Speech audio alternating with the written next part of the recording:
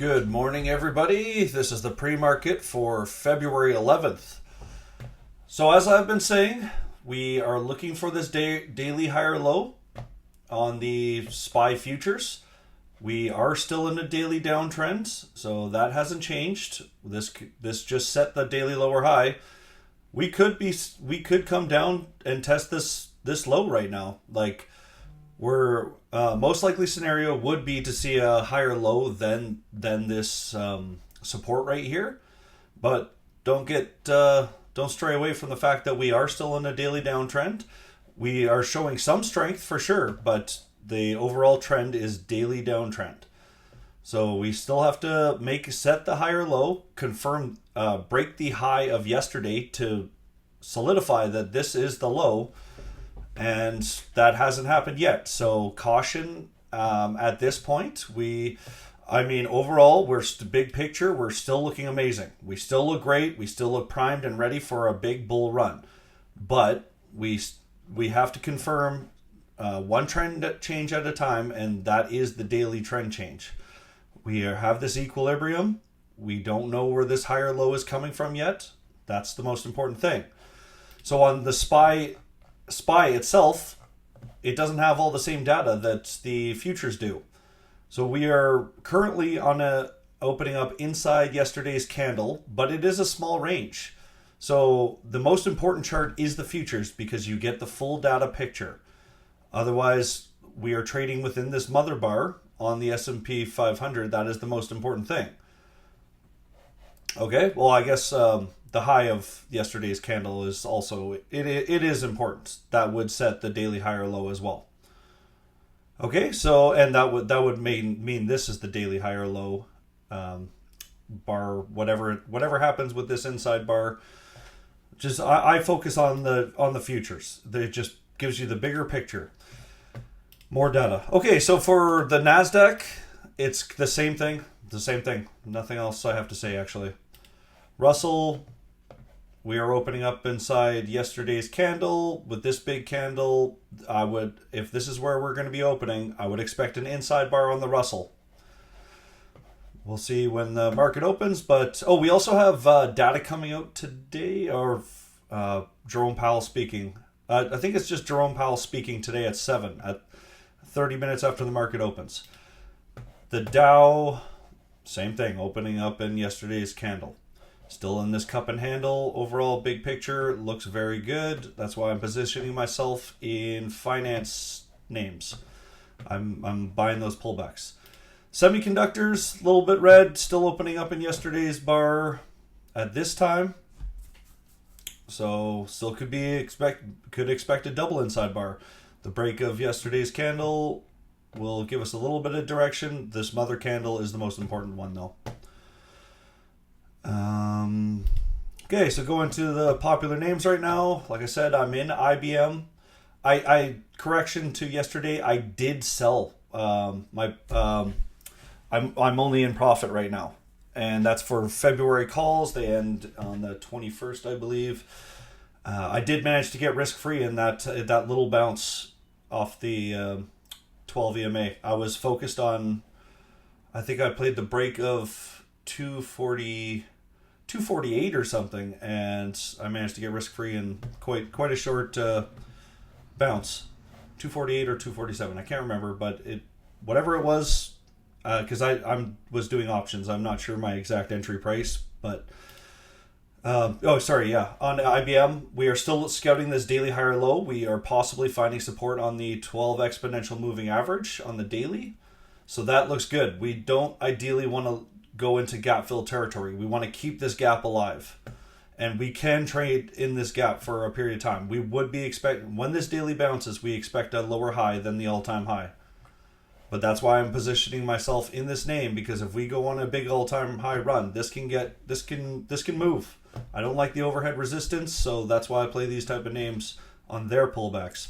Palantir, currently opening inside yesterday's bar, which is fine. That allows us to, if we just keep doing that, it allows us to keep pushing higher. We set a little pivot there. That's the short-term support. Obviously, we don't want to lose this gap up. We want to keep going and keep getting more and more extended and see our blow off top.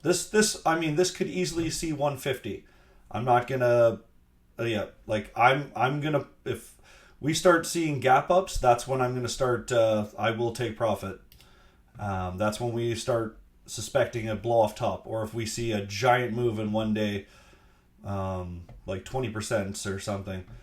But I'm already up 1,000% on these option contracts I bought here, so I took most at 600%, and I have like one remaining at 1,050%. But Palantir, we're expecting a blow off top here. The valuation is just crazy. Tesla, I did take position yesterday on a break of 252. We are gapping down currently slightly. We are at the 0.5. I was expecting to see support hold up here. The confluence was these highs here. There's a lot of shares traded. There's a big volume profile here. So I'm expecting support here, but if that is the case, I did buy further dated calls because I'm waiting for a more significant bounce. I only bought 2 calls because these ones are so expensive. So I think they're like 3,400 just for one call. And so I just didn't want to go all in, or not all in, but going heavy as we're seeing a pretty steady downtrend, because it is very possible we come visit the golden pocket or the 200 moving average. So that is why I'm kind of doing a scale-in approach. I'll buy more contracts down here, probably like 4 or 5 or something down here, if we do get extended to the downside and daily oversold. So that's what I'm looking at for Tesla. Is this, I forgot, is this, yeah, this is coming from an all-time high. So that's why I am more interested in this name for buying the 4-hour and daily pullbacks. That's my reasoning. So, yeah, we're getting more extended on the 4-hour right now. We might be coming into a 4-hour bounce here. Possibly, we'll see. Yeah, we have to see how the market opens up. But if we do gap down, as for the bears, see if we find some resistance as the gap closes, and then a further push down. But this has the potential, because we are increasing volume, this has the potential to move down to this golden pocket very easily. So caution on Tesla. Microsoft, we have the inside bar. This mother candle is the most important bar. The break of that will determine which kind of direction we are likely heading. So that's the important thing. We are opening up at the low side of the inside bar. NVDA, up to the golden pocket. We still haven't seen real daily consolidation of any kind. We have the 50 moving average here. We could be very likely topping out here on NVIDIA and might see our daily consolidation from here. I would be interested on hourly oversold at this point, and we'll have alerts for that. TSM just has this tightening range to be playing off of, but yeah, we're seeing where this... Oh yeah, we have this tightening range. So that's kind of what we're looking at as far as TSM. Reddit, just been a raging bull. I would be interested in hourly oversold, maybe a back test of this previous all-time high. This range here would be interesting for me if we can get hourly oversold there. AVGO, which was the bounce leader, still no sign of topping out, but had an inside bar yesterday. We're opening up inside the bar, or yeah, inside yesterday's bar again, so that could be a double inside bar, playing the break of this mother bar here. Netflix, absolute melt up mode, buying all oversold dips. That's kind of the name of the game on these melt up names. Google, yeah, inside bar yesterday, but the main mother bar here is the most important, which way this breaks. Apple, as I said, I would be interested in 220 or off this little pivot here. I would be interested because got the 200 moving average here, and yeah, overall big picture, we are in a daily equilibrium or weekly equilibrium even. So off this level, I would be interested. I do have Apple calls. I bought some here, full disclosure, and I got risk-free on this move up, and I would be interested in playing it again.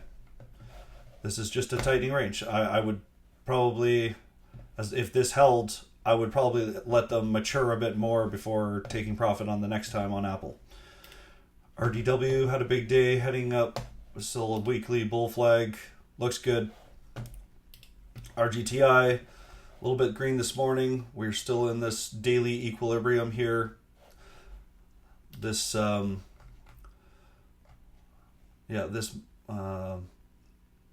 don't want to lose this 1180 level is kind of the main thing. But also at the same time, if we lose it and regain it right away is a good sign too for the bulls. So that's how they like to fake people out. We do have, this equilibrium. That's the most important thing. Obviously, we're on the low end right now.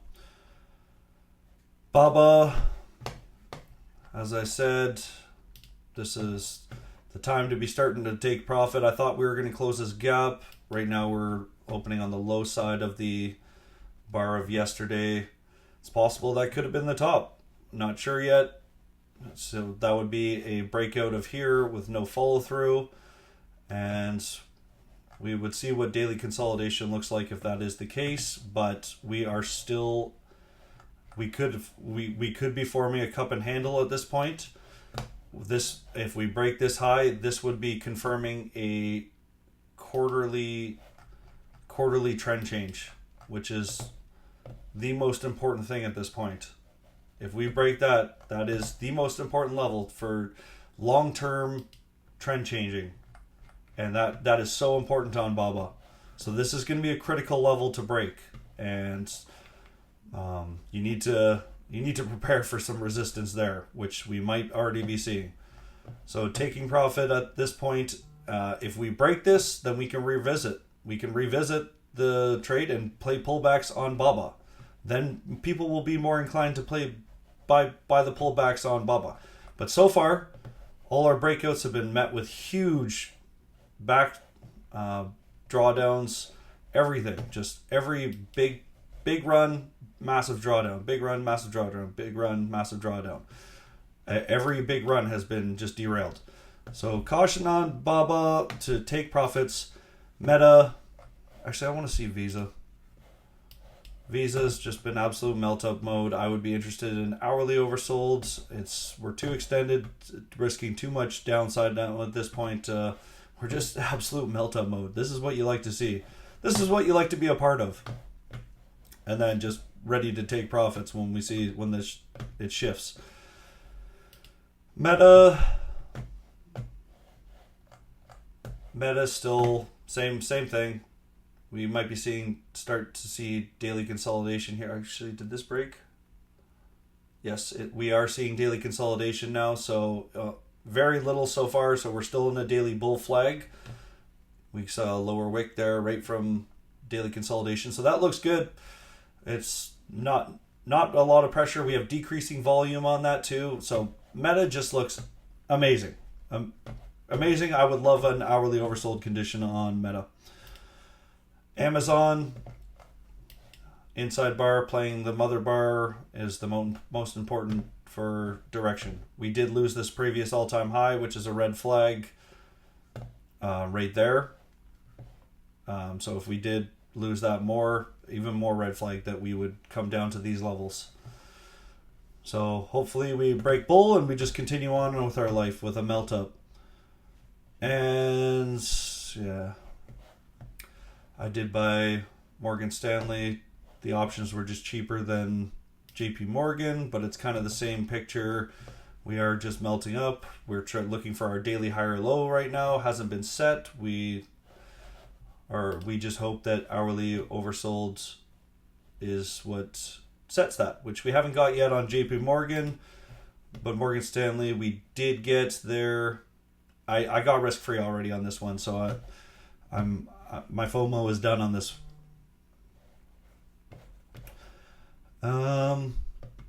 Yeah. All right. Well, going over to crypto. Bitcoin dominance breaking down. That's what we like to see. Awesome. Awesome, awesome, awesome. We want to break this mother candle level. That is the most important thing. But we have enough room to see a lower high now. Most likely scenario is we do see the equilibrium play out here, but looking better for the altcoin bulls.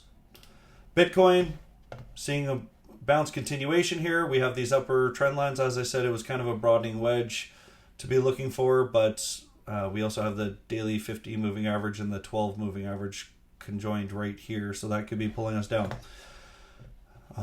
Still seeing the continuation though. Looks good. Ethereum, seeing bounce continuation here, breaking 3 days candles, which is great. Breaking out of this falling wedge. So now we're looking at daily resistance up here. XRP, still in this tightening range. This range is the most important. It's another mother bar within a mother bar. And if we hopefully break that, we would just be looking at the highs of this double top here. Litecoin, definitely a bounce winner as far as this goes. This was the mother bar here. We've broken out. Litecoin looks primed for a move. I know Litecoin is, we look primed. We're looking for a weekly lower high, which we are right at right now, so caution on that. But we would just be looking for where, if we top out here, we would just be looking for the pullback, and hopefully hourly oversold would mark that, and we rip afterwards. BNB, another great name, close to its all-time highs. These are the names you want to be playing. Looking for its weekly lower high at this point. Oh, nope. We're at the resistance here, but we're looking like we might want to be bouncing on the weekly. Then we would be looking at this previous high right here, at 745.5. So we break this candle, we're just looking for a lower high than right here, most likely scenario, unless there's news. Solana, still within the other last week's range, bouncing on the daily. We still have a ways to go before we break this mother bar. Looks like we're kind of bouncing in between the golden pockets at this time. That's kind of what I'm looking at here. So we could get choppy here on Solana here. Still overall a good name because it's holding above the monthly. Like, it looks good. It's just, it could get choppy here for a long period of time, where there's other names that are more primed to go. Link coming up to its 4-hour resistance here. Looks like it failed. We could get choppy here, but ideally we break this level here on this candle, and then we head up to the mother bar. Sui, starting to get some bounce follow through. This is pretty good. We still are below the mother bar though, so everything is, think of it as relativity. What the mother bar on Monday, February 3rd is like, how is everything trading relative to that?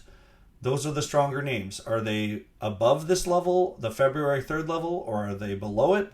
If they're below it, they are absolute garbage. If they're above it, they're the stronger names standing out. So Sui is kind of in the middle. It can trade in between here for a long period of time. It could get stuck there for a long period of time. Hype. So we're still below our February 3rd mother bar, but we're also in this giant cup and handle. So Hype, bar that we get above this level, that would be a very good sign for a giant extended move possibility.